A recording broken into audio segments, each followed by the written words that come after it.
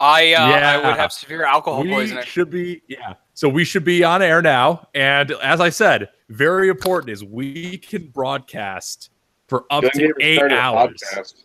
Okay, I've got enough here for about, I don't know, 7.5 of those, so make it quick. It looks Matt, did your wife lock you in the basement for this? No, she's watching the end of an episode of Poldark on Amazon Prime.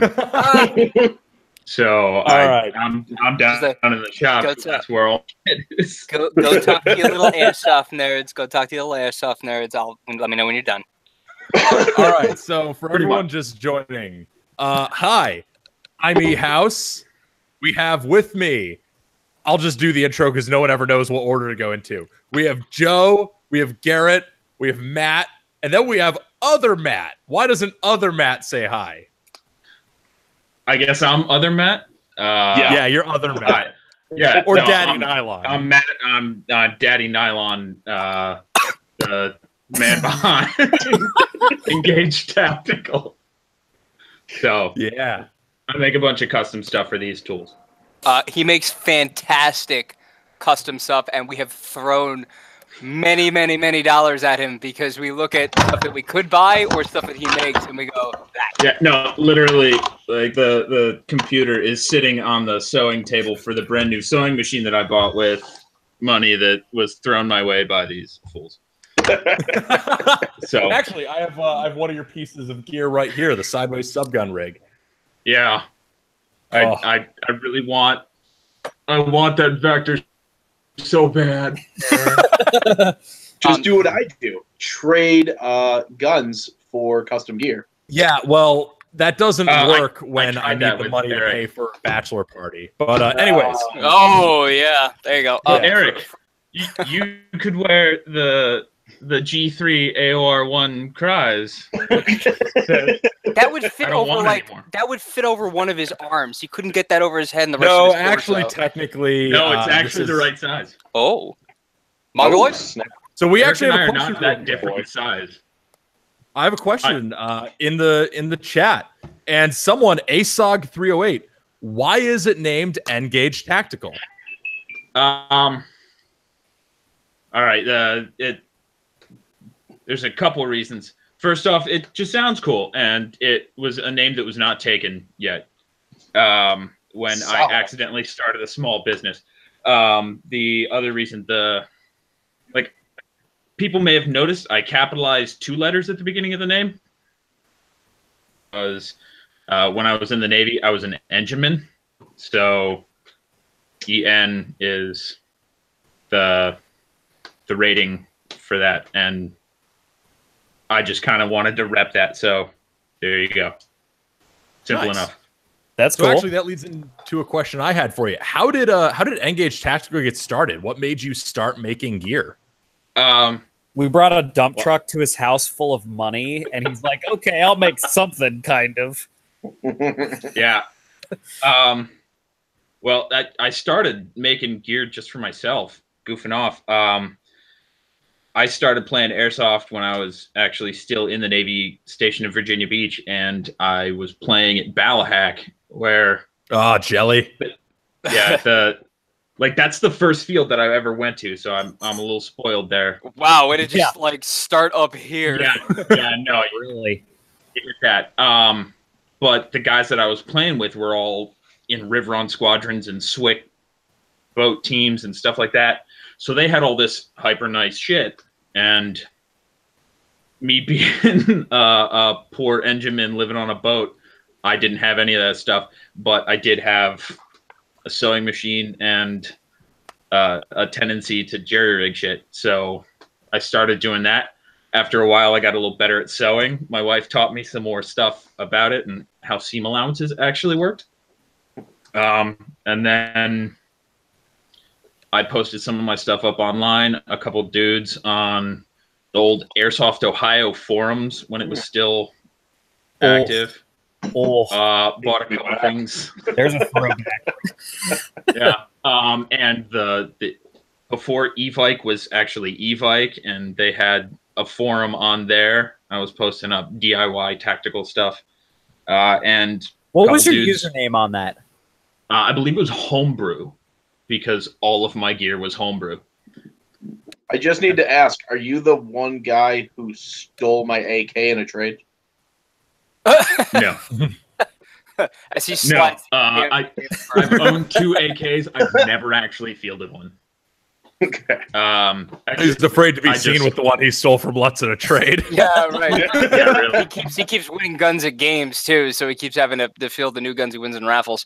I'd like to point out something real quick here, something you said earlier, where your wife taught you sewing techniques that help expand on that. There's at least 3 people in this chat whose wives are hard enablers of this ridiculous sport, and I want to give a quick moment to give a shout out to my wife, who's staring at me like, "Oh God, you're talking to these guys again."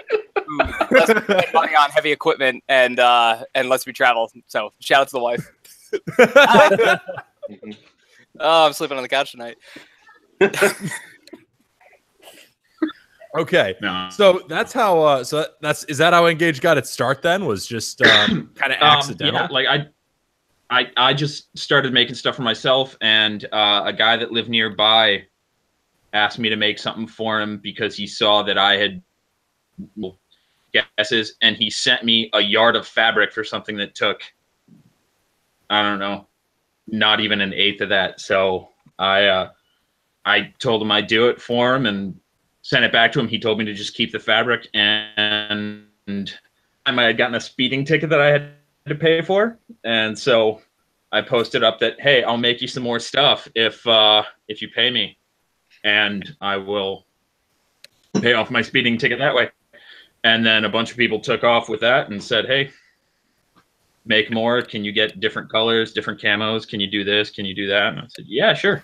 So I paid off a speeding ticket, but the orders kept coming in. So does this fuel your passion for it, or your need for speed now? Well, making stuff actually allows me to go out and play every now and then. So it funds my hobbies. So sewing stuff in my basement since I started Engage Tactical about 1.5 years ago. I have bought a walking foot sewing machine that is older than my father, I think. Another zigzag industrial sewing machine that, I don't know, is probably 70s, so 10 years older than me. And brand new Juki here that's industrial. And then my wife got 2 new sewing machines out of it as well, because she let me use her machine to start, and I wore it down pretty hard. It was not made to sew Cordura and webbing. Yeah, I was going to actually ask that. How rough is it when you wind up doing a lot of that nylon? Do you have you stepped up with the older machines that are a little bit more rough and tumble, or you think you're going to wear those down pretty quick too? No, these things. The Singer back here behind me, the thing's a monster. It was actually made to sew like saddle leather. Oh, so like it'll chew nylon up if I let it. I don't have to worry about that. If I wanted, let's say, a leather holster then for this really ridiculous, I don't know. I think a couple of our guys have revolvers. Do you think you can make that happen? I could look into it. I can't guarantee the quality the same way that I would the rest of the stuff. And the look on Lutz's face right now. I'm just thinking, I could wrap a Kydex string leather pretty well. First of all, don't take business away from me. That's bullshit. Secondly, I'm trying to actually partner with you here. I will wrap your Kydex in leather. Bam. One of our other guys has actually talked about putting up leatherwork stuff on the Gun Gamers Custom Works page. I don't know exactly what he's thinking, but he's just told me that that's something that interests him. And then I've seen some really cool kits actually that are like full leather. I'm like, I think we'll see a lot more of those with like Omega Productions now, the apocalyptic events. I think there's going to be more people looking for stuff like that. Yeah. Also, if you've never used a leather holster before, like it's not going to be anywhere near as smooth or as fun as Kydex or anything high end. Yeah. But there is something really nice about having a nice leather belt and this, pistol hanging off of your hip, old school. I have Yeah, 4. It is fantastic to use them for revolvers. There you go. Yeah, the only leather that I would actually want for the stuff that I have right now is I wouldn't mind getting a leather holster for my M79 pirate gun. Yes. Like just hang that thing like a pirate and literally go out to a field dressed as Jack Sparrow, walk around with like a bottle of apple cider because I'm not actually going to drink and play airsoft, but Gun Gamers does not Look up condone to somebody else, Jack drinking and Sparrow, playing it. and then hand cannon them. I've done worse. Yeah. We got one guy made a comment that's pretty funny. Eric's looking for any excuse for leather chaps in game, only if they're assless. I was going to We say. had a discussion about that at Eminent Dawn. Yeah, we probably. Oh yeah. I wanted crime-modded assless chaps. Yeah. Eric, if the blowout on the crotch of those multicam ones that you wanted to get fixed a while back continues to go, Just I'll right down the mod 'em for sides. you. Just You just cut 'em go out. full bore. Eric, I'm pretty sure Eric already did the assless part to a pair of pants.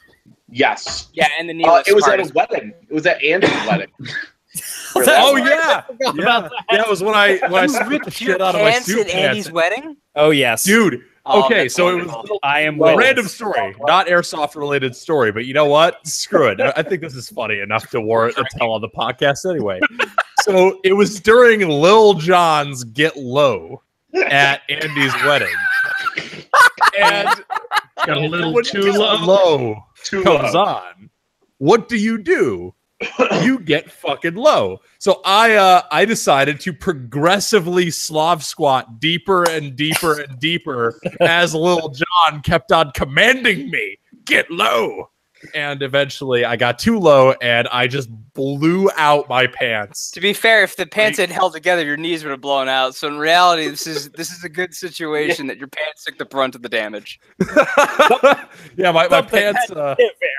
my pants took me off my knees. Oh my god. Yeah, it was pretty fucking funny. I do that to combat pants too on a regular basis, so you know. Hey, Matt, has that sort of translated over time where now like you're building tactical gear? If you like rip your jeans, do you look down and go, all right, that's 20 minutes on Thursday? Like this is just all. Yeah, but it normally with like apparel stuff, I'll just hand it off to the wife because No, that's she's better at that stuff. And you know, she'll make it look good at the same time. I could fix it, but none of my machines are actually built to handle the softer stuff, which is why apparel sewing takes me so damn long. It's okay. My raid mod's beautiful. I think the issue is you create a scenario where it's like, oh, we can get these raid modded. We could get everything raid modded. How many camo? How many old pairs of proper do I have lying around? DCU, M81, that random camo. So for full context for everyone of our relationship with Engage Tactical, it like started. What was it? How long ago? Jesus. It was when I bought the first M81 Mercury Bravo. Yeah, you bought an M81 Mercury Bravo, and I had no idea what Gun Gamers was. Hadn't heard of the channel or the drinking team or any of that stuff. Those were better days for you, probably. And I think you made like an offhanded comment, like, "Oh yeah, no, I'll totally do a review of this after I put it through its paces a little bit." And I was like, "What are you talking about, man?" And you told me, "Oh, I run Gun Gamers with a couple friends." And yeah, just a couple because you know you figure out who's who. There's like 30 of us. One is like a couple. Matt, I think you need to work on numbers, but we'll discuss that later. But so I looked it up, and you guys did some good stuff. I enjoyed the content and started commenting on things like in videos and all that, and then you posted a video review of your Mercury Bravo and apparently talked it up to all the other guys on the team, and they started sending a shit ton of business my way. So you've pretty much single-handedly funded this sewing shop that's currently a mess. Good job. And Nice you job, have Eric. single-handedly provided all of our stupid gear dreams. So you know what? Everyone wins. We're, Yeah. we're the good. I'm we're the waiting good for guys. one. I can get one, maybe two of you, if you send me Adidas track jackets. Ooh. Oh, I Adidas know where combat this goes. shirts. The combat modded Adidas. I have a track jacket I'm not using for Sartog now. yeah, we're good enablers. This is the Uh-huh. kind of enabling that's it's good for the airsoft community, really. Yeah. Yeah. No, well, And Matt. it's funny because I think with the Mercury Bravo, because I actually remember when you were developing the Mercury Bravo, you had posted in Gear Classifieds, like Yeah. researching what people wanted out of an assault pack, and then I saw the Mercury Bravo drop, and I was hunting for M81 kit at that point because I mean, when am I not?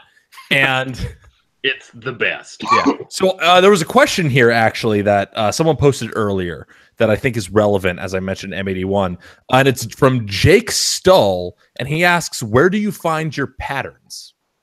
I make pretty much all of my patterns up. Like there's a lot of people out there that will buy quality stuff. I love the kitty.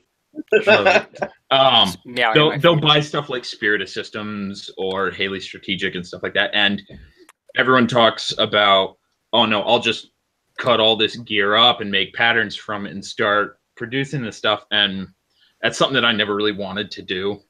I figured if something is commercially available elsewhere, why are they going to buy it from me? In general, I can't reproduce that stuff cheaper or even for the same price, so it's kind of pointless for me to try. So like I make all the patterns up. Like if people ask me, oh, can you make a mag pouch for this, Eric, Matt, you guys can back me up on this. I will actually ask you, I need dimensions for these magazines. I need to know how big the Kydex is that's going in there. I think Eric, you actually sent me. Yeah, I sent you along vector. with the Kydex and mag. Yeah, you sent me a mag and the Kydex so that I could get everything put together for the sideways subgun rig that you're now selling. Like a jerk. I'm only selling A lot of love because went the into gun. that. The fucking setup is great. Honestly, if I don't sell it in the next like 2 weeks, I might just keep it. We'll see what happens. No, if you don't sell it in the next 2 weeks, you're going to trade it for some G3s. I called dibs. All right. That's something actually to take note of if you do wind up contacting Engage for anything in the future, or if you wind up looking for stuff from anybody for that matter. If you're going to get custom work done, please take the time to draw it up. Please take the time to have somebody else measure your measurements. Do not take your tape measure and string your leg down on the couch and try to like email, oh yeah, I'm like this long. Have somebody else do the proper measurements, or go in like a Men's Warehouse or something like that and pretend to buy a suit. Like Dimensions, or make actually the difference. No, listen. Don't do Garrett dimensions. I had to tell All I Garrett to did was calm think his about- ass down. I needed a banger pouch for him. I neneeded a simple, like, just how tall is the grenade you're going to use? And he's like, This I is need my airframe. tolerances within 0.013. so, to sum He's that like up, breaking out micrometers and giving me like 4 decimal places. To It's like, sum dude, it up, eighth of an inch. Anything more than that stretch is gonna hit. Yeah, I can't do it. if you're an engineer, turn the engineer down when you go to order him custom gear. Just tweak it back a little. Hey, you know No, what? That actually that ties into a question someone asked earlier. I want to see if I can find the name because I remember the question. It was oh shit, come on. Here we go. It was ASOG 308 again. Hey. Are there any gear proposals you reject making? If so, why? I actually have rejected quite a few gear requests. Like people contacted me and asked me to make a direct copy of something, and I'll tell them straight out the gate, no, I won't do it. Since I started, I refuse to make direct reproductions, replicas, anything like that. There are certain times where I'll kind of flex that a little bit if someone asks for like a really weird pattern of something. So I'm one of the few people that actually carries at this point the Australian camo stuff, the DPDU, DPCU, DPNU. I have all that stuff. No one is actually like I worked my ass off in order to get it, but like since getting it, no one's really ordered anything out of it. Well, now that I know you've got it, Eric, I mean, you should get a hold of the Kiwis. Oh my God, do you know about the Kiwis? Does he know about the Kiwis? The Kiwis. The Kiwis would love this shit. Like Matt, do you want to tell him? Or so we went to some last. What was that? The first ball car ridge? Yeah, it was the first ball coverage because I don't remember the Kiwis from ball car I'll surge. just give you my perspective. Was I made an ass of myself and therefore also gun gamers. But there's a platoon in front of us and they stop and everyone's like, my platoon leader Jim comes up. He's like, find out what the fucking holdup is. This is ridiculous. I go up there. I'm like, what's going on? This guy just tells me that there's a holdup, mate. And I'm like, okay, mate. I'm making fun of him because I think he's like just doing an accent. Nope, that's just how he talks. Yeah, it was a legit fucking New Zealander, right? You were just being a fucking asshole. A fucking typical American asshole. These 4 guys from New Zealand traveled, what, fucking like 22 hours or some bullshit to come to this game? Yes. These 4 guys.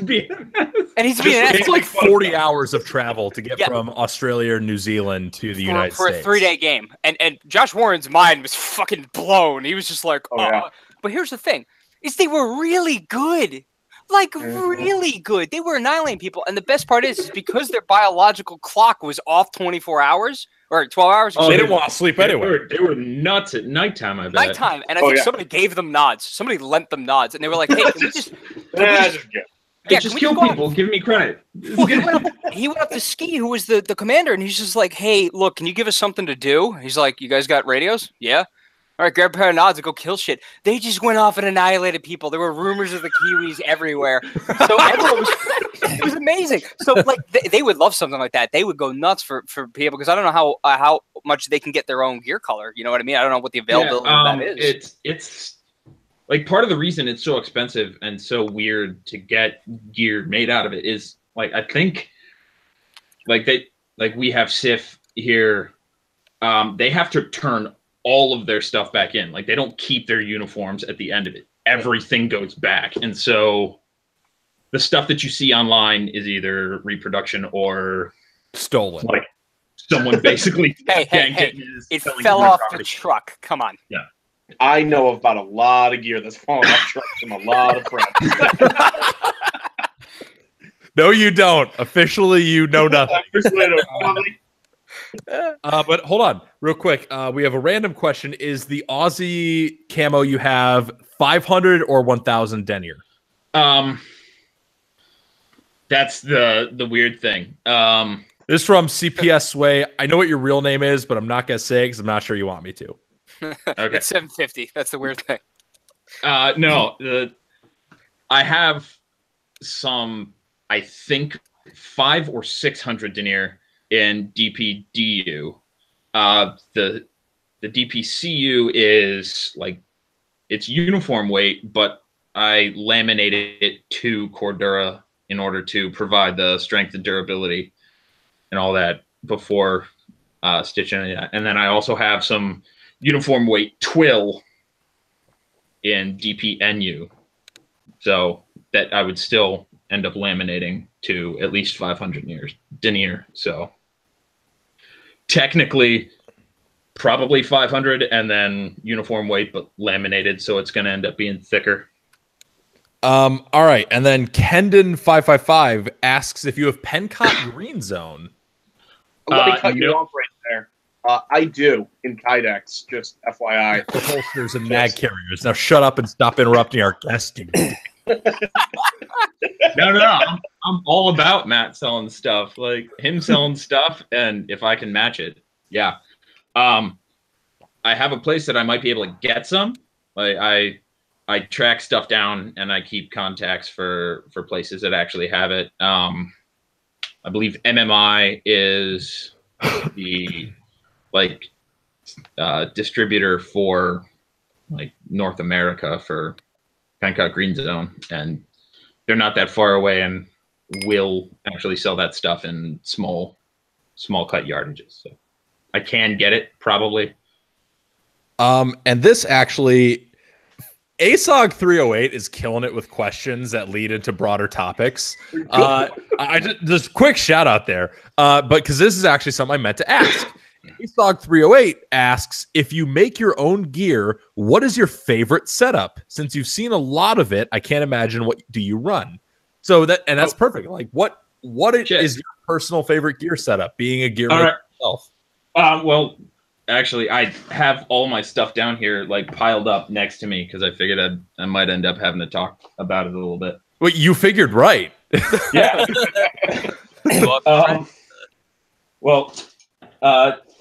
Before I actually had time to make stuff for myself, like right beforehand, I ended up getting the LBX lock and load in Ranger Green. I love it. Rig. That is a great rig. It is great. But there are things that I don't like about it. There are things that I think could do a lot better.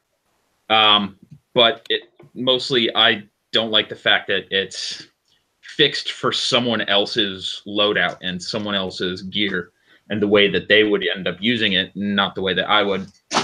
And so I also, around the same time, got myself a Veltai Hugger, like big full coverage plate carrier, soft armor and hard armor combined, and it ended up coming with just a standard MAV that I have set up with 4 double Taylor MAV, right?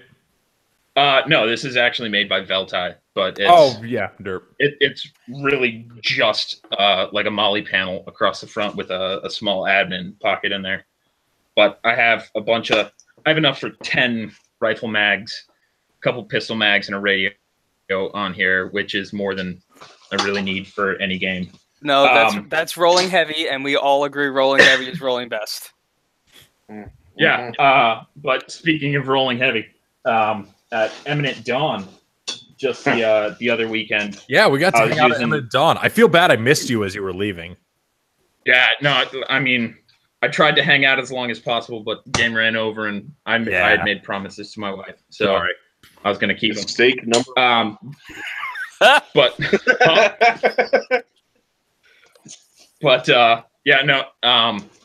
Corey and Matt actually designed the Gun Gamers adaptable rig that I now sell because it's such a cool design. But along with that, I made modifications and made my own in AOR2 because I'm a whore for Navy camos. But I swapped the general purpose pouch to one side, put an admin pouch on the thing in the middle, kind of attached permanently a minimalist chest rig on the front that accepts kangaroo stuff, and then has the ability to accept panels as well. So the front of this has 9 mags on it, so rolling heavy again. And I love it. Eric? Yeah. M27. Yeah, you're going to do that, right? You're going to contact Engage for a super try-hard rig? I'm gonna have to do that. You may see something happen in the next couple of weeks now that you've shown me the glory of what you can do for rolling heavy. Yeah, no, the G-Gar is actually a really clever design. That's something that Corey and Matt came up with that was really good. It really, really is. I was really impressed with it when I first saw it, and after making the first 2 for Matt and Corey, like I immediately was like, oh no, I got to make one of these for myself, and then when I finally got a little bit of time to cut it out and start sewing it, I did. But my brother's actually getting one in 3-color desert coming up here. Oh, that's hot. Made a couple modifications too. As well, I like your brother. Say hi to your brother. I met him the one time. He's a nice guy. Yeah. He's a good choice in camo color. No, he's always a fan of the M81 and 3-color desert because if you're not, you're a communist. It actually that ties into, so in terms of gear setup, like what do you I guess this is a question I wanted to ask you as a gear maker. In terms of gear setup and gear quality, what to you are the biggest factors, like the biggest pros and cons of like quality? Like what shows you that something is well made or isn't well made and serves a purpose well or doesn't serve a purpose well? Well, honestly, serving a purpose well is just, can you totally subjective. Is it like that? That's totally. I mean, I'm not going to use Condor stuff. Matt's cut down for you guys. Yeah, he was. Yeah, Come on, try again, Matt. Am I still here? No, you're good. You're good. Yep. Okay. No, like I'm not going to shit on Condor. I own a lot of Condor stuff. I've used it a bunch in the past. But there's some stuff where like the stitching will end up coming out, or there's pretty obvious gaps in where I'm trying to figure out how to actually say this. Like say you're attaching a piece of like loop to Cordura. Like there are places where you will obviously miss part of the loop. Like you'll just go straight off the side of it and they won't come back and fix that kind of thing. So it's the consistency. It's a consistency thing. It was either made by a machine or it was made by someone working in a sweatshop where they have to get so many of these made in a day or they're not going to have enough money to eat that night or something like that. So is that your situation? No. No. If it was, I would be not on here right now. I'd be like running 3 machines. I just imagine your wife. You gotta make more G-Gars so we can put more food on the table, Matt. Oh my god. If you don't finish that sideways subgun rig, I'm not gonna be able to feed the baby. Don't forget to bring a towel. Yeah, why does your wife sound like Towley? What did we do? I don't know. They've never met my wife. What, did we just nail it? No, she didn't say anything like that. I do. So you wind up occasionally after drinking too much. But we all do. That's After fair. drinking So we all too sound much. We all sound like all kinds of crazy shit. So Matt, would you say then that I mean, obviously it's because you have access to a lot more gear and hell, you can make your own gear over time. Would you say that a lot of the times you'll switch up what you're using, but over time you wind up kind of starting with things that are already made from Condor or Haley Strategic or other things? You get ideas, and then you'll kind of go, "Hey, I can work with this," and go from there. Well, yeah. Like for like the whole gear making community is like it's a little bit incestuous. A little Lannister, so to speak. Yeah, a little bit. Little bit Lannister, so to speak. Like people will like get ideas from other folks and you know take those ideas and expand on them or change them a little bit just to make them their own. Not referring to replica and reproduction gear because that's a completely different story. But getting all of that and having people actually be able to share ideas back and forth. Yeah, I will straight up admit, like this is a plate carrier that I made. The shoulder loops, like it's just hook and loop, but at the very end is a semi-permanent hook called Type 87. It's a molded Velcro hook that I found out about because Veltai uses it on the Hugger. It's how the shoulder straps are actually attached. And it's one of those things where you don't have to have a huge hook side Velcro on something. It is phenomenally secure. Like it holds the entire weight of the plate carrier on that, or could, without any issues. So a lot of this is not reinventing the wheel. This is like, hey, we've been doing this for 50-something years, you know, like it's taking parts of other wheels and making one for yourself. Yeah, I mean, and that's I mean, I think that's evident in something like the when I commissioned the sideways subgun rig. I fully admit that I was inspired to design this based on a setup I saw from Jet the Desert Fox, who had sideways subgun pouches that were elastic that he had. Yeah, his were like the Blue Force gear 10-speed. No, his were made by who the fuck made his? So a friend of his made them. I don't know his name. Yeah. I'm sorry. But similar kind of concept, the elastic. Yeah. Like once you pull the mag out, it goes completely flat, really low profile. And then, like, you take a concept like that and then you modify it. And I think the same kind of thing goes for like the Mercury Bravo. A lot of people compare that to all the various, map packs on the market, like the LBX mini map, the GMR mini map. And it's a similar concept, but it's executed just a little differently so that it meets just a little bit of a different need. Yeah, like my whole thing has been, like, I understand it's meant to perform a lot of the same functions. It's made to do a lot of the same stuff, and it's made out of the same materials. But like, there are certain things I got to play with, like a GMR mini map and one of the TMC reproductions, and like looked at it for a second, and like the zippers on the bottom, like I have no idea what the hell those are for. Like everyone wants this tiny little Hello Kitty backpack,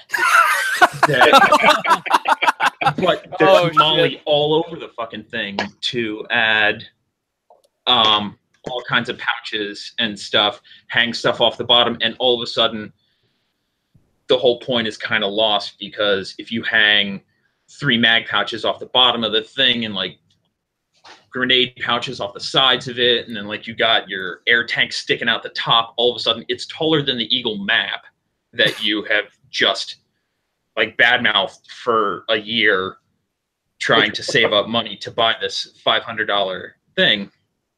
And so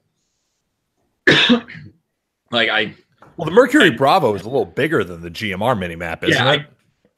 I did make it bigger because part of what I saw in a lot of the other similar products is like, and I am personally not shit talking the GMR mini map, because I actually think it's a cleverly designed piece of kit for the people who like it. Yeah, like I don't want to shit talk it. I get a little touchy about it when I get compared to it, because I've had so many people tell me that I stole the design or I directly copied it, and it pisses me off to no end. So here's a really cool thing to think about for all of our listeners, and hopefully you guys will agree with me. If you don't, please cut me off. Here's a really cool thing about these custom pieces and why we're going this route, especially now that we're going so hard in Milsim West. We're going so hard in Milsim in general. A lot of us have our preferred equipment, whether that be, hey, we're always running a Crytek, or hey, we're always running this style of gun or piece of equipment or whatever it is. And we have our favorites, and we know, hey, if we're backyard brawling, cool, we're going to pull out the beat the crap AK that we have to duct tape the battery to. But if we're rolling at Milsim West, we're going to be rolling our top guns with, and that's the key thing is if you're buying something from a general company, if you're going to a general company, Eagle, whatever it is, you're getting a piece of equipment that may be for a general purpose use. Yes, they take M4 mags. Yeah, it has space for grenades and that kind of thing. But what you typically roll, especially when you play airsoft for a longer period of time, becomes a little bit more consistent, especially when you're finding your role. I'm saw gunning a lot. I know I need to carry a ton of mags, and I don't always want them sticking out like a lunchbox in front of my chest all the time. Maybe I want to shift them a little bit. But you know what? Honestly, do I want to really take apart the rig that I had set up for my M14, my ABR, to switch over to that because I want something flat? Because I only have one all Molly front piece of equipment. Everything else are pre-made stuff. You can sort of take a look at it and go, well, heck, I wish this was here. And I take a napkin and a Sharpie and start doodling it out, and you realize that, hey, instead of buying a bunch of different things trying to find the right thing, I can design exactly what I want, go to someone like Matt and go, hey, what does this look like? He might give a little bit of feedback, and suddenly now you're wearing a piece of kit that is exactly what you want. It is tailored for one specific thing, but it's you. It's a personalized item for you that is going to be unique, but it works 100% for you. You know where everything is. And so when you play more and more and more with this unique piece of gear, it's perfect for you. Yeah.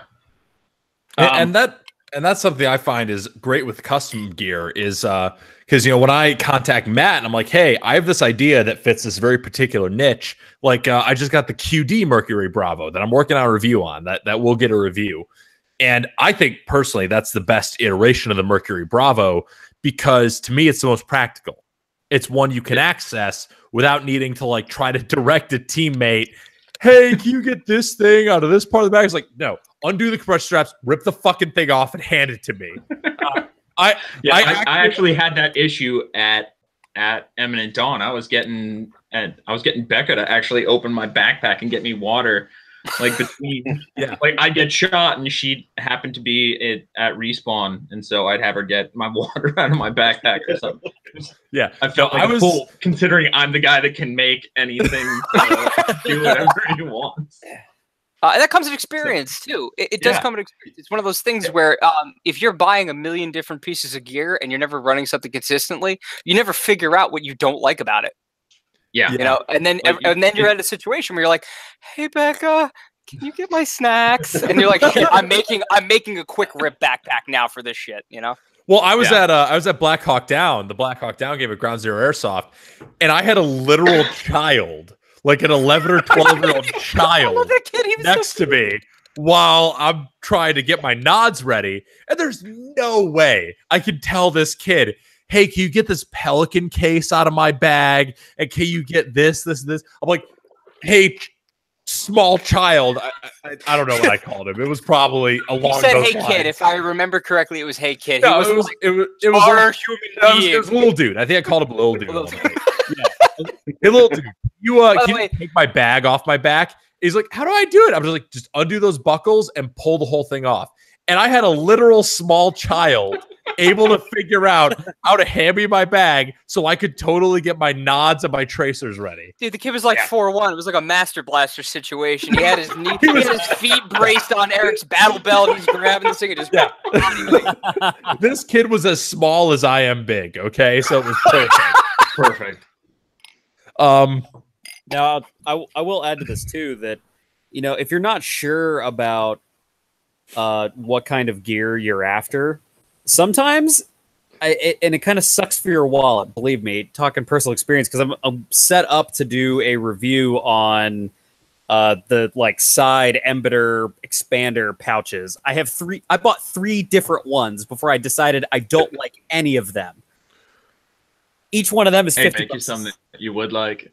Oh yeah, I know. It's gonna happen.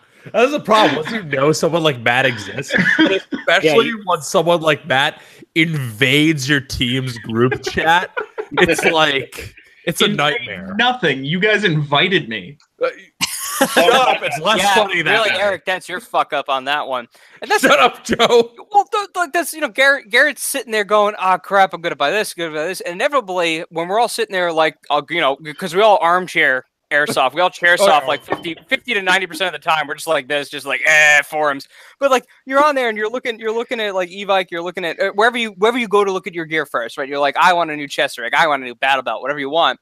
And now that Matt's in the group and a click away from us, inevitably 15 minutes into that search, you're like, fuck it, I'll just have Matt make something. I mean, that's what you want. That's what happens. I can't count the number of times that I've been in the group chat and someone just tags Matt or myself because someone's like, "Oh man, I got this new pistol, but now I gotta go buy a new holster." And they're like, "Matt Lutz." And they're like, "Oh, I got this new subgun. Now I gotta get mag pouches for it because I bought like 4 new mag." Like I said, it's all self-enabling and really dangerous for everybody involved. I have a quick question here that we can actually answer. John D asks, I have been interested in getting a Mercury Bravo. Is there a way for it to work with a Spirited Systems rig and a plate carrier so it can be used for either or? And the answer is yes. I actually have my M81 Mercury Bravo, and it is MOLLE mounted, so it can go on a MOLLE-backed plate carrier. But then there is also a harness that Matt makes that can then MOLLE onto it that makes it work with a chest rig. Yeah. It's called the yoke. It's showing right here. Come on, Dana White. Come on, hold it up. Let us see it. Back up a little bit. There you go. Diana White. Excuse me, Diana. Hold on.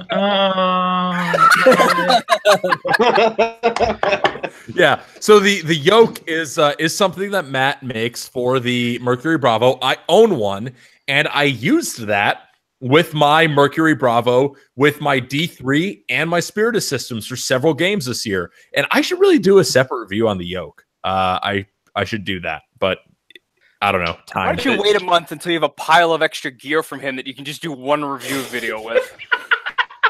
Listen, Joe. I don't need one of these days. Am he's I gonna wrong? actually order a plate carrier, and then I'll just have his entire rig with my logo on it. It'll be good. No, I actually I have seriously considered an M81 plate carrier, but don't tempt me. Wow, really twisting the arm. Hold on, Eric. If you want to pick a second color, or camo, you can get it made reversible. Oh, have you never? Nobody's ever talked about his reversible carrier before. No, the Janus plate carrier. Oh, I know the Janus plate carrier. Janus plate carrier, right? Hold on, CPS Way, aka Paul. He said he's okay with me saying his real name. So Paul says, might as well ask for a furries rig, referring to the questions of if you could make a waifu pillow.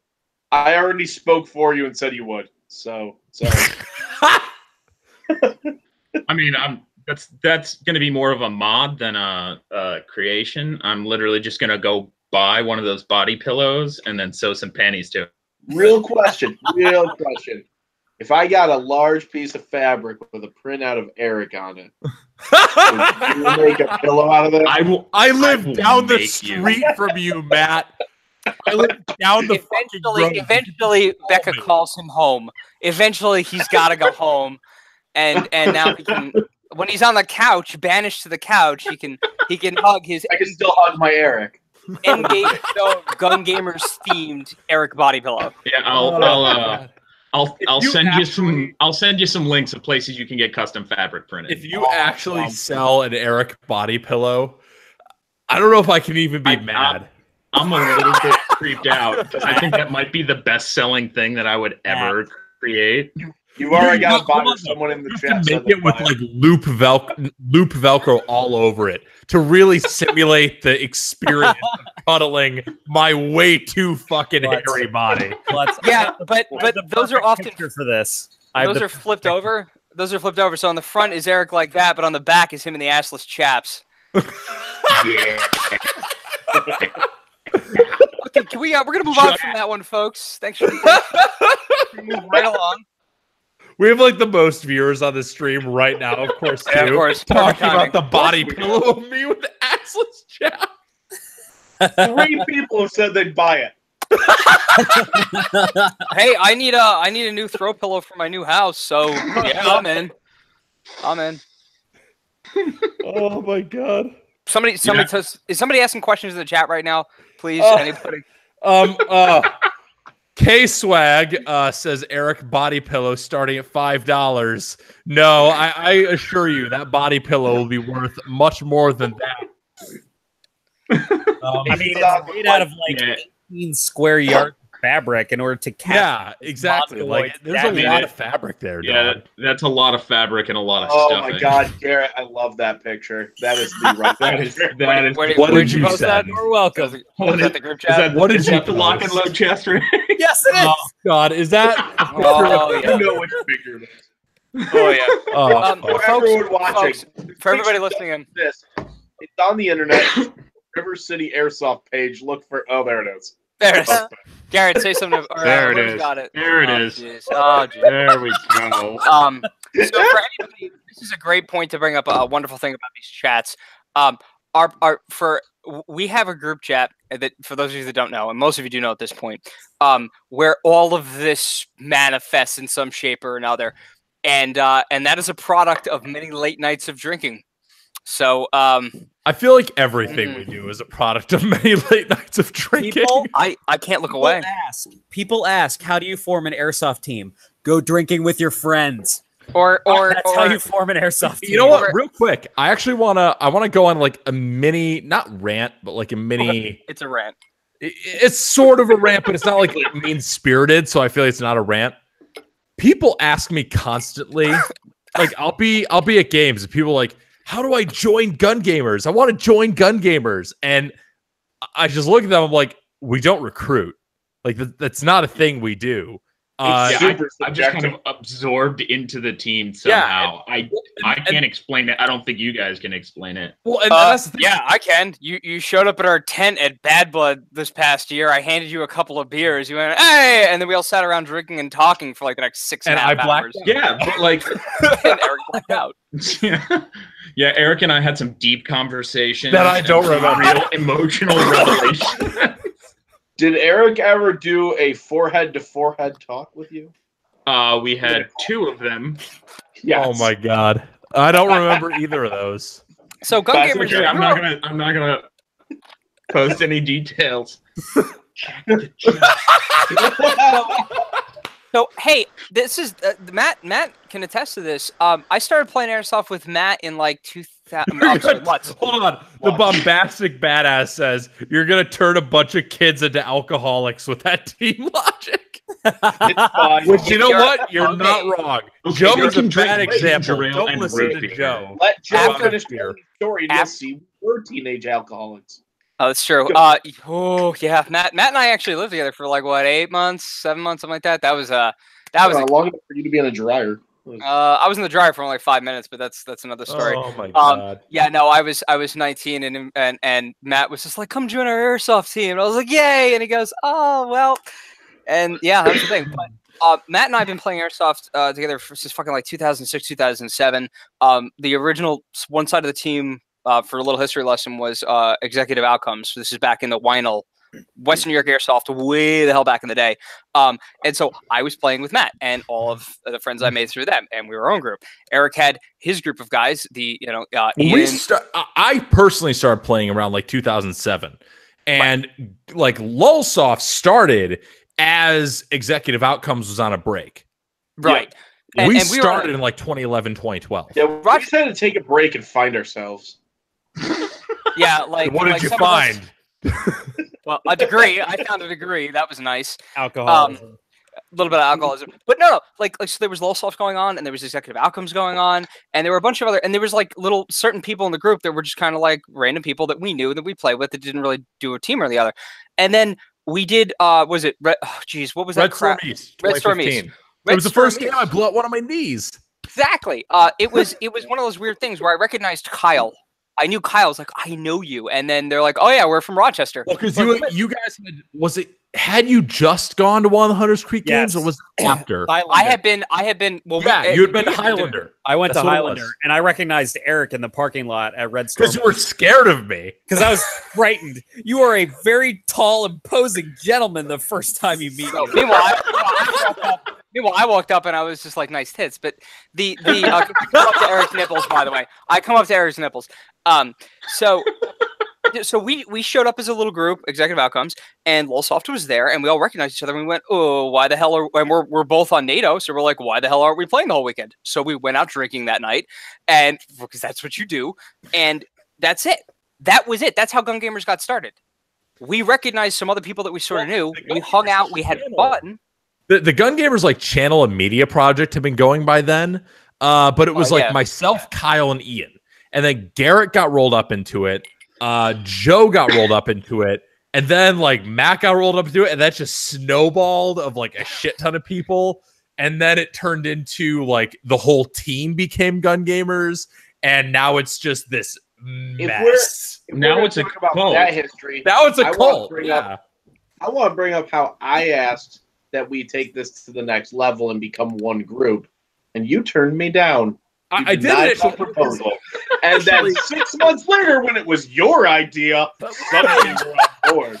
But that's how it happened. Because initially, like when you proposed it, like I was still kind of protective of like the YouTube channel. I'll be straight up. And all 4 subscribers. I'll be straight up. I was a little protective of the channel thing. Like I kind of liked having the channel identity be separate from the team. I thought that was for some reason I thought that was beneficial. I'm not saying that was right. Obviously, hindsight has proven me incorrect. But you weren't ready to move to the next level. Yeah, but I was still okay with having the team be a separate identity from the channel. But then as things moved along, as things kept going, I kind of realized that didn't make much sense. That was kind of stupid. Even I can make dumb decisions, lo and behold. And then finally, I'm like, fuck it. Matt's idea was a good idea. Let's just do that. It's how all of our And ideas then took the idea for himself. Yeah, and then I claim credit for the idea because, you know, that's what real geniuses do. You're like the Thomas Edison of airsoft. yeah, CEO and CEO. But yeah, and that all ties together. Actually, that's a great thing. That all ties together. That's kind of why our channel, why we have fun what we're doing, and why I think we do well, and why when we wind up talking with someone like, you know, Matt from Engage, is we're all communicating. We're all sitting there, and you know, we're BSing on the chat most of the time. But in reality, somebody will go, "Hey, I got an idea." And now you have 30 brains all taking a crack at it, and suddenly it's 30 people making a good idea. If you have your group of like 4 or 5 you know, friends that you're playing airsoft with consistently, whether you call yourselves a team or just the guys you always show up with at your local games, if you're liking what we're saying and you've got some good ideas, sit down together with like I said, grab some sodas if you're underage, grab some liquor if you're overage. Capri Sun, you know. Capri Sun. No, I'm not stabbing those damn things again. There's a reason why I went to straight whiskey as soon as I was able to. So I'll never have to touch another Capri Sun again. If anything, I'll gut the packet to get the juice. Yeah, just pull out your fucking knife and just cut the thing open. Right. But yeah, no, sit down with some notepads and talk about it. Talk about what you guys are doing, and maybe you'll realize, hey man, are you using that piece of gear? No, I've had it sitting collecting cobwebs. Give it to me, I got an idea for it. And then you do what we do, and you swap gears and guns, and the next thing you know, you've all got better equipment that you're running because you're all suddenly having access to more stuff.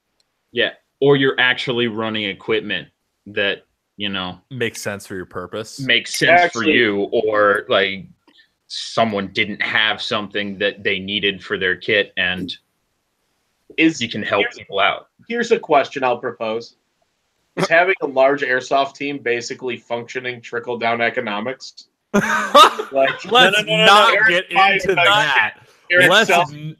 Let's not get into that. Let's. I thought we were supposed to avoid politics. It's a vortex. Everything goes in and nothing comes out. He's got a point. Well, hey, one of the biggest things I did is I had a KSC MP7, one of the gas blowback ones. I bought it off of Garrett. And I had this thing for years, and I played with it a lot when we did the indoor field up in Rochester. I played with it all the time.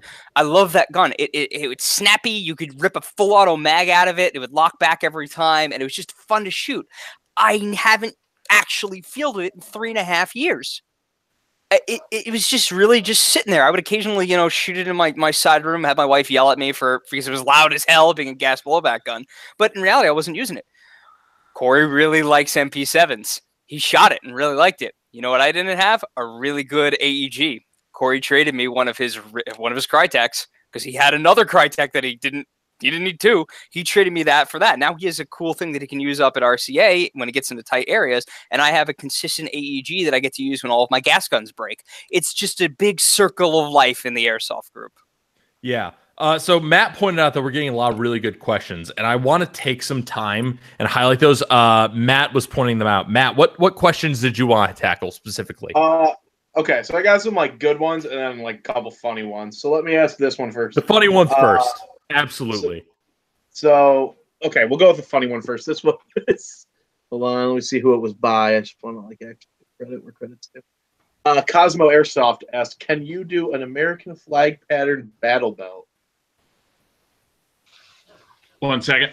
I feel like the answer is yes. 1 second. 1 second is equivalent to hold my beer. Yeah. And while he's looking, let me prelude that into someone else asked way back. I'm not going to search up the name. Was red, white, blue. What was? Have you done like animal print? And what's the craziest? Okay, I made him make me a banana rig. It's awesome. So far, I believe it was school bus yellow. It's a short bus. It's known as the Bumblebee rig. The short bus rig. Yeah. Yeah. I think I made one of the tags says short bus on there somewhere. That would be the dangler. Yeah. Yes. Yeah, with the hot pink zipper pull. Yes. Yeah, that's probably the actual craziest thing that I've made, like the weirdest color scheme. Shortly after that, I got asked to make something that had money print on it. I've toyed with the idea of making some plaid gear because I found some very nice blue plaid Cordura. A nice 500 denier. Can I get a flannel combat shirt out of that? Of course you can. Not out of the Cordura, but if you buy a flannel shirt and a t-shirt, I could make him out of the Cadora. Let's see how that works. I want to see him wear a Cadora shirt. Oh God, Matt, an actual question they had for you. They were asking you specifically, what kind of player do you consider yourself? Leaning more towards Milsim, Speedsoft, or just whatever? I'm gonna go with just whatever. At my local field, I actually enjoy more of the games that are pretty much just like stay in the town, kill the other guys. You get one respawn kind of stuff. They're super quick games. We did a couple of them at Eminent Dawn towards the end of the day. I really enjoy that kind of stuff just because it makes things snappy. Like there's nothing I kind of dislike more at this point than standing around just waiting. Like the whole there are memes out there is like spent $300 to go to this Milsim West event to play airsoft for like 36 straight hours, spent 34 hours bored out of my fucking mind. Well, that's because they didn't go with a group of idiots. Guys. Like us. Idiots. Yeah. So long as you're actually doing something, like if there's an objective to be taken, like just keep pushing forward. You're getting shot with little plastic BBs. It's not like you're going to actually die. Well, and that's how I feel at like most airsoft games. Milsim West is different because I go to Milsim West games to like. I kind of fuck around at Milsim West, but not like super hard. You make your own fun. When it gets boring, you make your own fun. Yeah. But yeah, like at like normal games, like at Eminent Dawn and shit, I fuck around a lot. By the way, Engage, Matt, do I mention this on the stream here yet? The particular thing we're working on? Are you talking about in reference to an early 2000s television show? I'm gonna say tentatively we are working on hosting our own large Milsim game.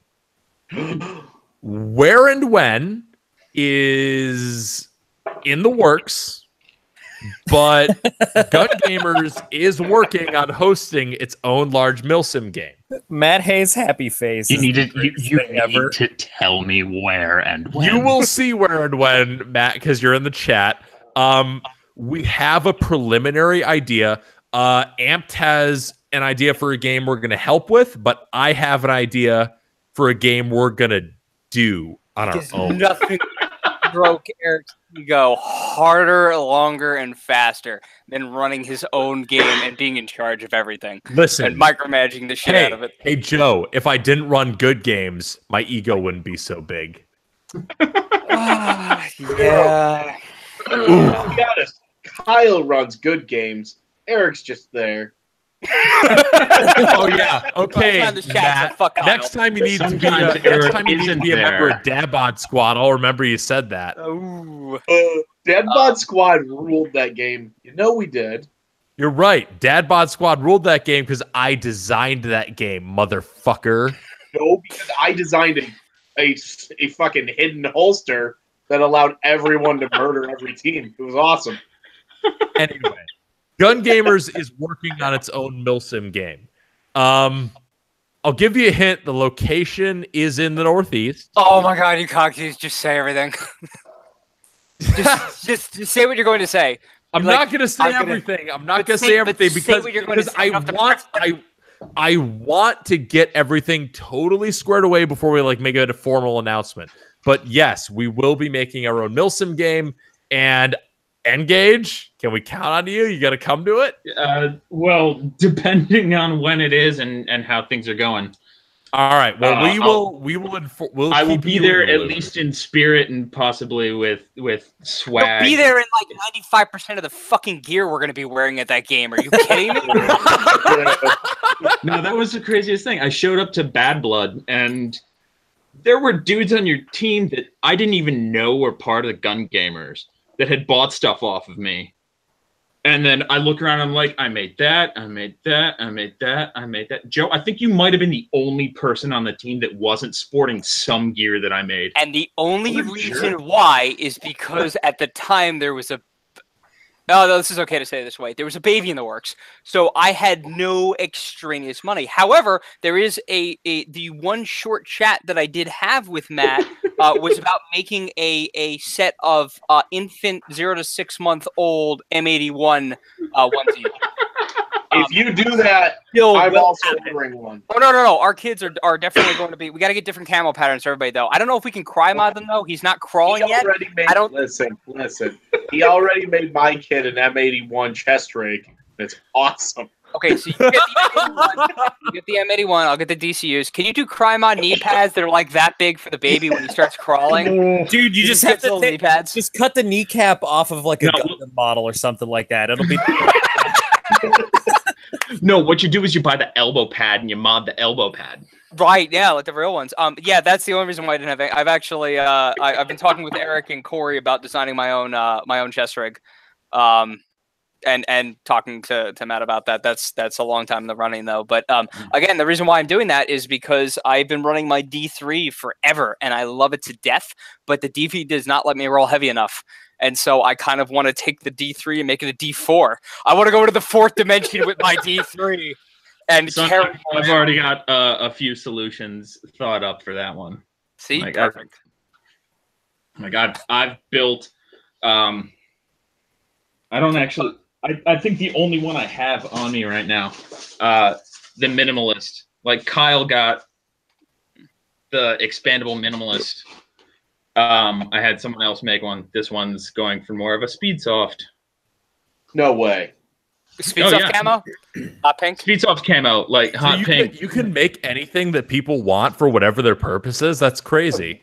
How dare you? For the right price. Keynote. No, it's for the right price. Like, I'm not gonna tell you that like my stuff is cheap or inexpensive, but I like to think that you're getting what you pay for.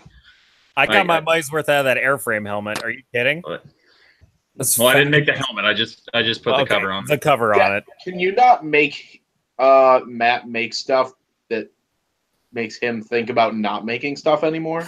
Like the amount of complaint posts I saw about making that on just his public Engage page. Like, going back to this airframe, this sucks. It is. Hey, if none of you have gotten behind a sewing machine before, as in the handful of viewers that have not made 6th grade home economics yet and touched a thing in there, I don't know if they still do that in public schools. It's not.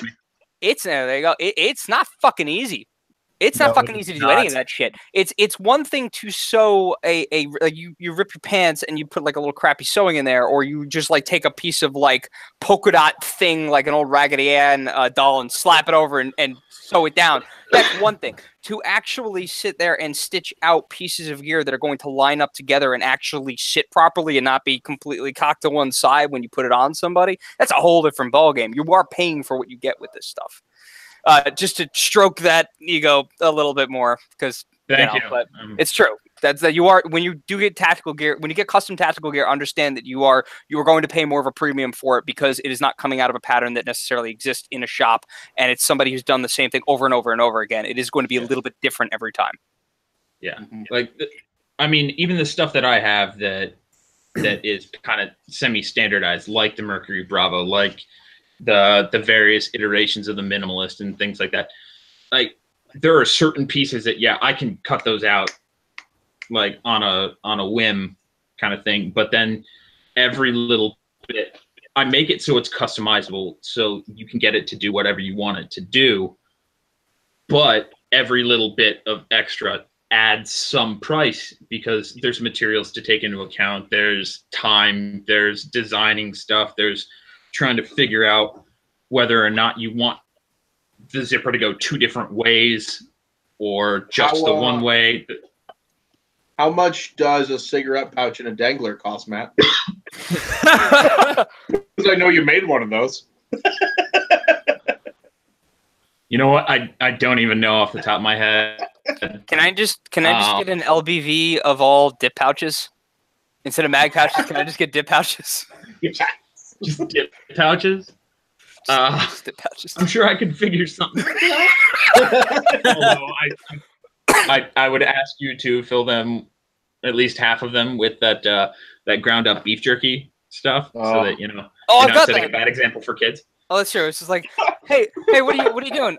Beef jerky, kid. You want some? Yeah, take some beef jerky. It's fine. Okay. Take the whole tin, kid. Hold on. So we've got 2 questions real quick. One is from Hyperflux. Question for GG. What is your opinion on the SAI Arms GRY AEG? This is the current gun I'm running. It's OEM by G&P. G&P makes good guns. Therefore, my opinion of the SAI GRY AEG is that it's a good gun because I like G&P. G&P makes good guns.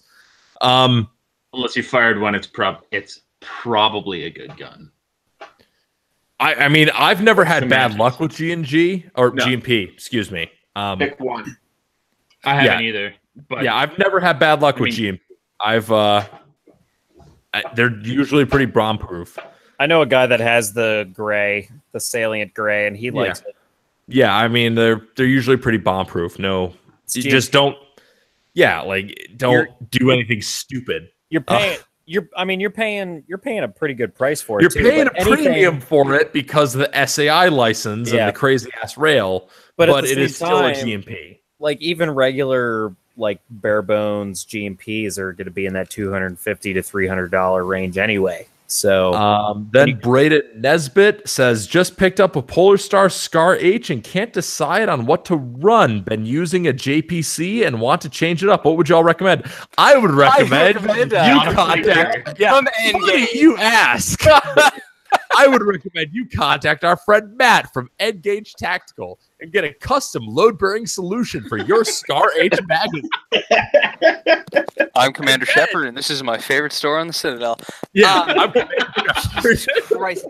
Did he say an H? You said an H, right? Yeah, Scar H. I'll be straight up because I run 7.62 mags out of the M14.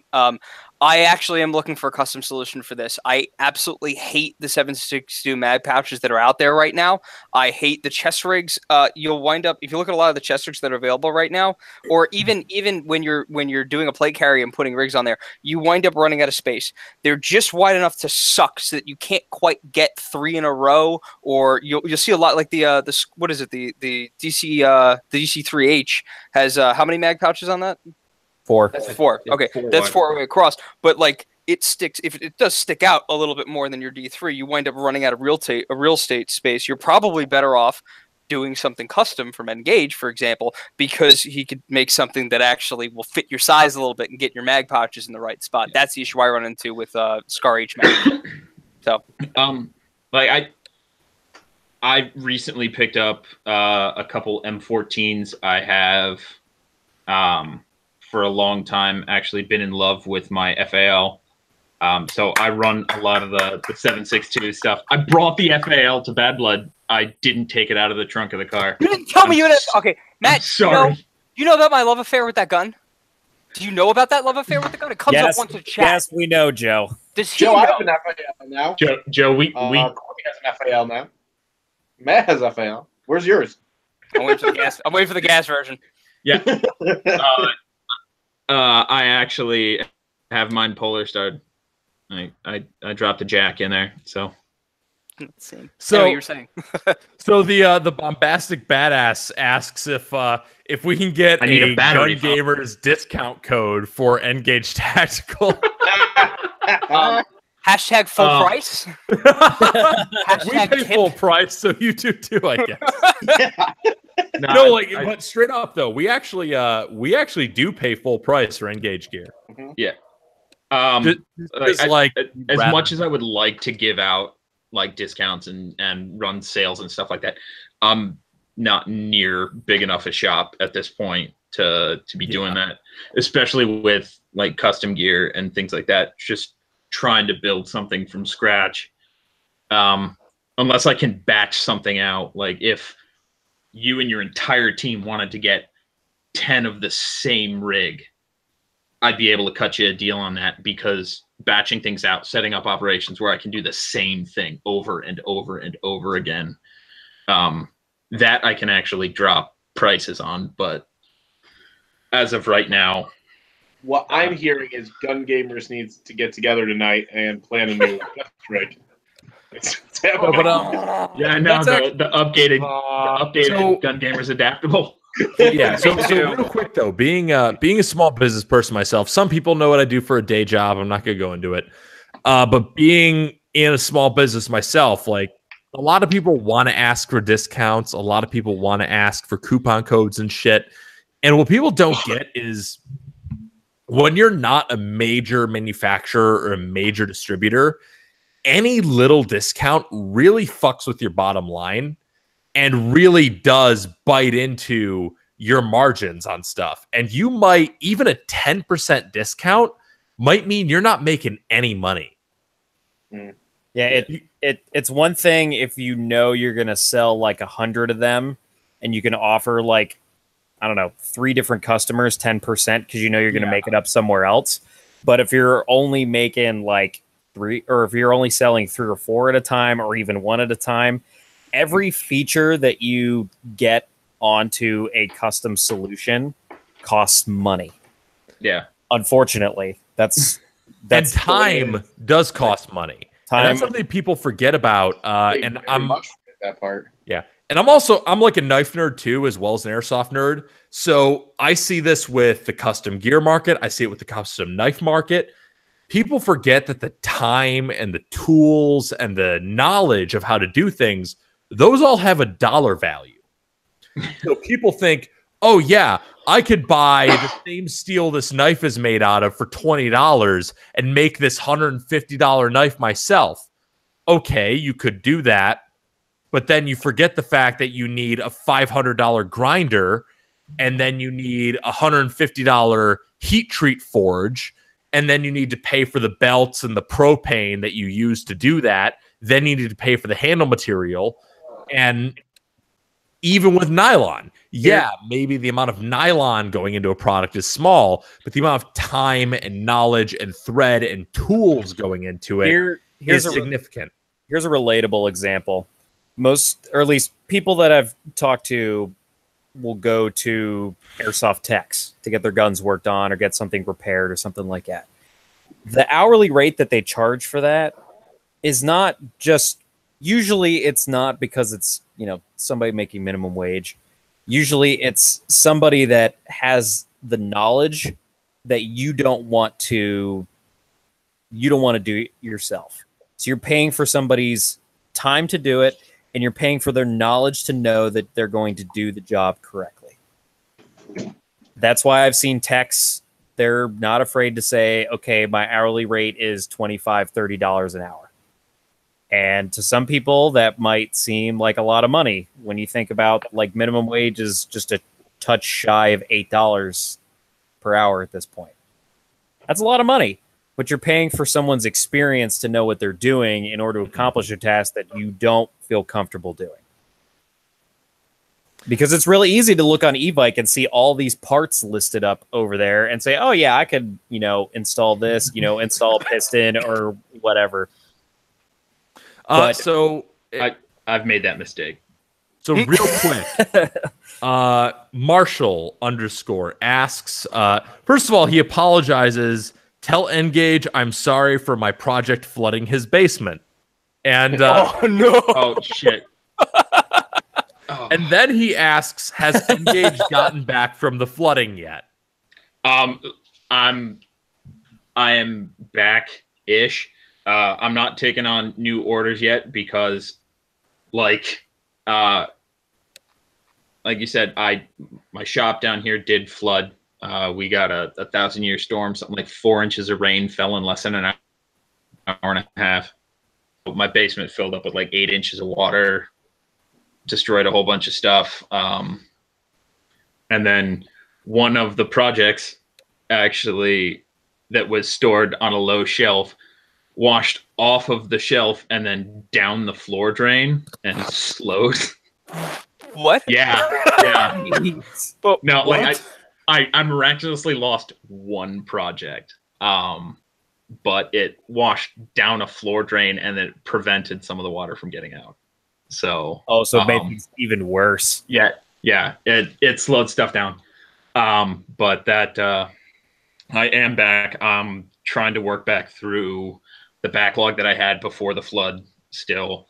So that's why I'm not taking on anything right now. I should be through that hopefully very soon. Although, podcasting now is going to take up some. You're taking up my time, people. Sorry about that, dude. We ended up going for a while. You're totally working at 9:30 at night on a Tuesday drinking a beer. Absolutely. It's 10:30. When do you think I actually do all my sewing? I have a toddler. Oh. Yeah, no. My daughter goes to bed at like 7:30 or 8 o'clock, and cool. I got every 5 other night- hours to just crank everything out. What is that? Yeah, What is no. it? That's it. I don't know if anybody asked this question. For like a chest rig, right? Not anything crazy. Not like, hey, I want a Velcro and a zipper dangler that I can put on and like reverse and have a chest thing on it. For no crazy shit. How long does it take you to do like an average chest rig when it's like, a couple of mag pouches and a few frag pouches? Well, like a baseline, like just straight stock, no modifications to it, minimalist chest rig that I make. Once I have everything cut out, I can probably get the whole thing put together in like an hour and a half, 2 hours. That includes like the shoulder harness, all the molly webbing, stuff like that, and a joey to go inside to hold magazines. The joey is a kangaroo insert because it goes in the kangaroo pouch. Like a kangaroo's Joey. I get it. Yeah. I fucking hate you people. Oh my god. Cool. All right. It's as Joe pointed out in one of our private chats. We've been going on for a while here, and as Ed Gage pointed out, we're really biting into his production time. No, honestly, I'm going to bed after this. I probably should go to bed after this too. It is 10:34 right now. I got to get sleep for Saratov. I gotta take 10 pounds out of my pack for Saratov. Yeah. All right. So I ended up adding more weight into my ruck. that's terrible. Well, you guys are out there in the suck. I'm gonna be nice and warm with my whiskey here. You guys have fun with that. With your You guys, toddler not gonna guys- get sleep, so fuck you. Yeah, we're gonna get no sleep for other reasons. It's fine. at least I don't have to worry about a frag grenade coming into my tent at 2 in the morning. No, you just have to worry about changing a diaper at 2 in the morning. I'll take a shit bag over a frickin' tagging grenade anytime. Thank you. I don't know, man. I don't know, some of Where are the those grenades?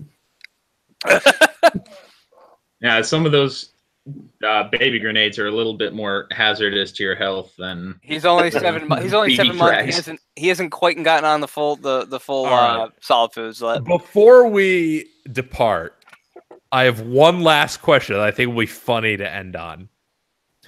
Pavlos Pavlakos asks, worst airsoft product you have ever used? Oh. Jesus, I think. Give us let's take 30 seconds here. Everybody think of something. Yeah, I'll take 30 seconds and everyone think about this one because this will be what we end on. This will be our capstone here. Oh, I got it. I can go first if you wanna. If you You go wanna. first. Go ahead. The worst airsoft this is product, right? This is just airsoft in general. This Anything airsoft related. is I still have the core, a deep fire frag grenade. Oh, you still have one of those? Uh-huh. So for those of you that don't know, this is one of the very first airsoft grenades to come onto the market, even before all the Thunderbees. And it's like a Thunderbee. It was just a, and I had the Mark II. I had the old school pineapple grenade style, which just was different shells for this. And it came with 4 shells, and you'd push it down, and you could adjust the timer, and you gas it up. And the O-rings were terrible on this, so you gas it up because we threw it in the apartment one time and hit the corner of the TV. It was either you or Jim that did that. Because we went to throw. Coulter was coming back in the apartment like 2 in the morning. We were like, "Oh, let's frag him!" And they just totally whiffed the grenade and hit the TV. This thing was an absolute piece of shit. It did not hold a lot of gas, so it just went and like spit grenades. You were supposed to fill the shell with BBs. Except that because it had no power behind it, it couldn't clear it just would separate and it would raise and then all the gas would dump out. It never cleared the top of the shell piece as well. So it just kind of threw the shells randomly and the BBs would just kind of fall out. And I used it once during an executive outcomes training session in winter because that was brilliant to use a gas-powered green gas grenade in winter. And I was so bad at throwing, I just hit a tree and it just popped the grenade and I lost all the pieces to the shell pieces. I recovered the core. That's the only time I ever used it, and it sat on the shelf ever since. $55 and another $20 to ship it from Red Wolf. Oof. All right, that was a good answer. All right. My first AEG, the UTG MP5 A4/A5, whatever you feel it is that day. Largest piece of crap I've ever used. I thought it was hot shit. I was so excited. We go out and everyone's going to range their hop-ups. Turns out my hop-up is more of a just hollow tube that does nothing. Everyone's like ranging 150, 200 feet. I go about 12 feet and just drop. I was like, all right, this is worth all my dollars. Absolute trash. What else do we got? Any other good ones, or should I go? Oh, man. So I bought this. I did a video on this, but I bought it purely because I thought it would be cool to run a bolt action in airsoft. You talk about the Car 98K? The Car 98K. Oof. The worst part about it wasn't the fact that, I knew what I was getting. I way overpaid for that thing. It held gas for about 15 minutes before the seal started to go. Is that the one you did that ridiculous the Forgotten Weapons episode? Yes. I love that thing. I occasionally break it out just to eject shells out of it. But other than that, it's a pretty decent wall hanger, but that was probably the worst purchase I've ever made. Because I know I overpaid for it. I have a good one. It's the Airsoft Systems mid-capacity. I totally missed that over Garrett. I'm sorry, what was that? What? It was the Airsoft Systems 85-round mid-capacity magazine. That, or I also tried the Retro Arms drop-in MOSFET. Both of those products are fucking terrible. Retro Arms drop-in MOSFET was trying to be a BTC clone, but when you buy a micro switch trigger replacement MOSFET and you pull the trigger and your motor goes then it fires and it turns your gun into the fucking neon fire G36C you started playing airsoft with. I'll look at that and I'll be like, that's maybe not what I was going for. And I wasted $120 fucking dollars on that Retro Arms MOSFET. Oh man, that's harsh. Fucking terrible. That's bad. Then of course there was the Airsoft Systems mid-capacity magazine, and that was fucking terrible. You can see that in my mid-cap magazine review. It fit in fucking nothing and fed in fucking nothing. I think the only thing it fed and stayed locked into was a Lonnex receiver. And who the fuck actually uses Lonnex OEM M4s? Nobody. So there's that one guy watching the chat holding his. There's that one guy watching it right now, holding his Airsoft Systems magazine, holding his Lonnex M4. He's like, "This is awesome. How dare you?" Geez, Matt, you got anything? Yeah. Two things. Basically, any drop leg ever. Oh god. Yeah. If it's not attached directly to your belt and then just has a strap that kind of looks like a bikini strap from the front, or like a jock strap, the one that goes around the side of your ass. If that's the only way that those things work. Any lower than that, like if you can reach your pocket, you're not using it right. Fact. I used a couple drop legs and it was freaking terrible. And like you can't move and like you crouch, all of a sudden you can't get up and you reach them down, looking like you got some sort of palsy. You're talking about holster, right? You're talking about a drop leg holster, not just like a pouch. A drop leg holster. I had a drop leg panel that I kept mags on, which was also really stupid. But yeah. And then the other thing was I actually for a while I got super excited by the Wii Katana. Didn't we all? We all got cock teased. It seemed like such a great idea. It was supposed to bridge the gap between your standard AEGs and PTWs and stuff like that with like the fastest spring change that you can get. And I got it, and it sounded like I was stripping gears like nobody's business. And I took it to a tech, and I paid like $60 to get it professionally shimmed and all that stuff. Took it out to the field, and literally the first shot out of it, it sounded like it was stripping gears. So I stopped playing with it, took it back to the tech, and he showed me all of the gears were in perfect condition. It just sounds like death, and it's so loud. So yeah, it must have been the motor line. Yeah,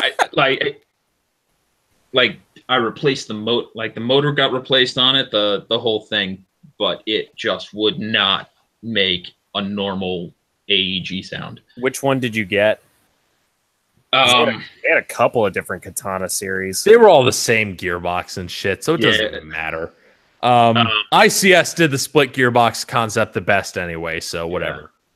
Yeah. But like I built up the whole kit. Like I had 2 lower gearboxes because I trolled Hop Up until I found it and got a lower gearbox and the whole shebang.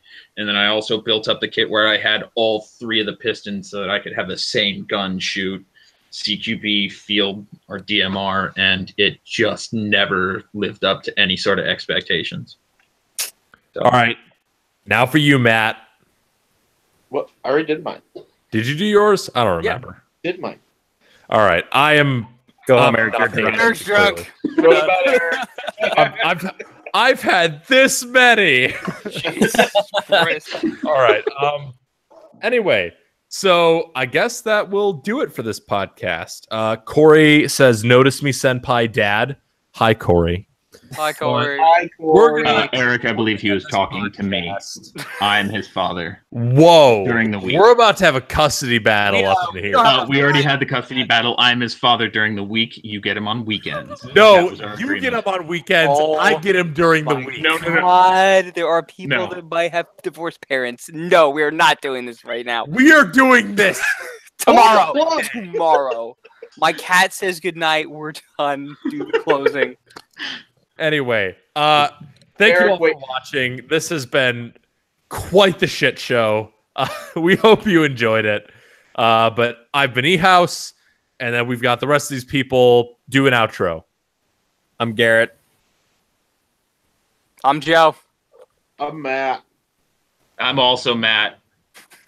And we will catch you guys in the next one. We hope you enjoyed it. Peace out.